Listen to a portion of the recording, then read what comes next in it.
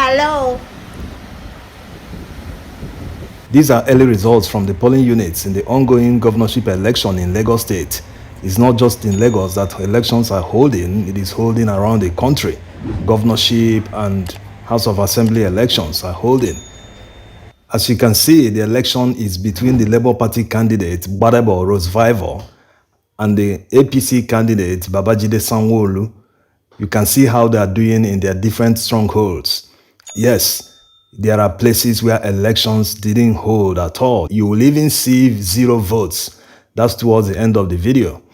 The election was marred by voter intimidation, outright ethnic profiling of citizens who came to polling units to cast their vote, to exercise their franchise, their right to vote for the candidate of their choice. But unfortunately, many of them were denied access to the voting grounds. Some of the polling units are inside gated schools, so thugs are manning these schools and preventing people from getting entrance. So how do they identify who is Igbo and who is Yoruba and who is from any other tribe? This is serious degeneration. We didn't have this kind of election even in 2019, not to talk of 2015, 2011, and all the other years. Why in 2023 are people taking this election like it's, something else? Anyway, you can see how they're doing in their strongholds. Some are landslide wins where elections were held. Many didn't turn up to vote this time around because apart from the voter intimidation that started about 2 or 3 days before the election, which the police unfortunately termed as a joke, we have seen the situation on ground. The threats that they made a few days before the election are actually ongoing. They are threatening a lot of people not to come out to vote openly. Nothing is hidden. Of course, the army and the police have responded in some places, as you will see towards the end of the video. So seriously, people didn't come out to vote because of what happened during the presidential election. The outcome of the presidential election had a serious psychological effect on many citizens, which made them not to bother coming out to vote this time around. Because why will they?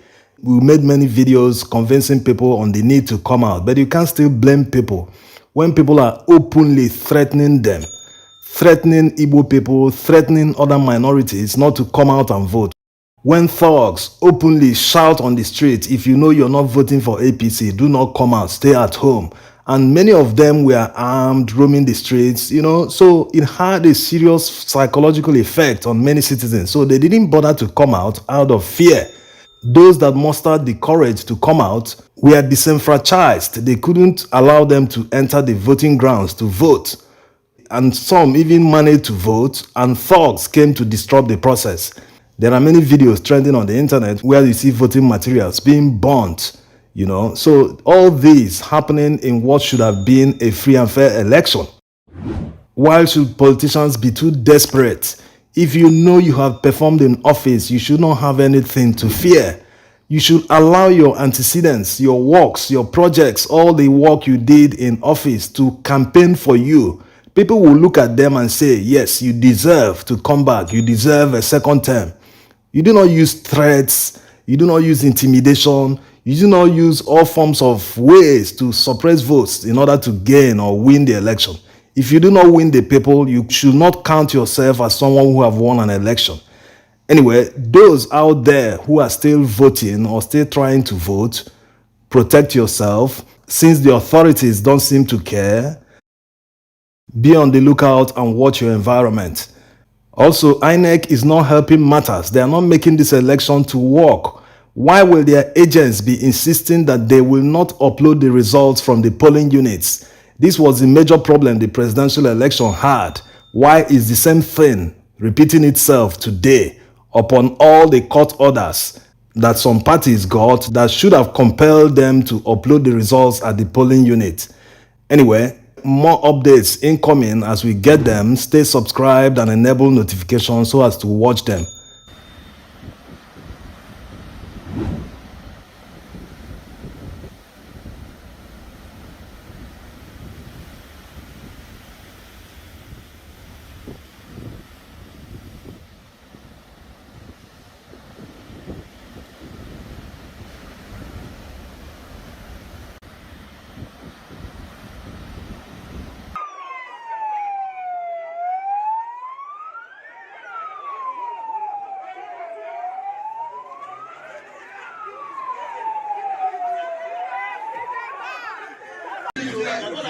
the result will not be uploaded. Okay, they didn't give you the password. Give us the password. Oh.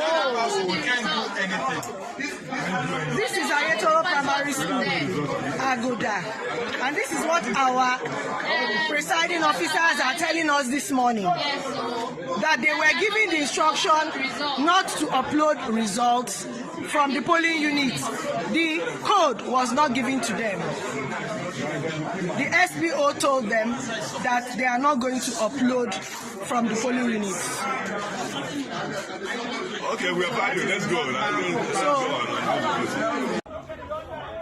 So this is Victoria Garden City, Lagos.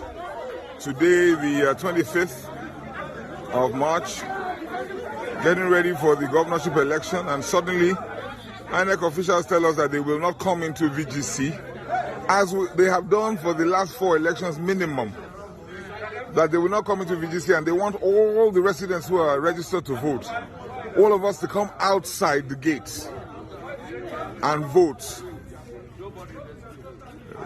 They want us to come outside of the estate, whereas we've always used the park in VGC to vote, which is a wide expanse of land that can accommodate all the voters. To start, people are just trying to organize themselves. No, understand?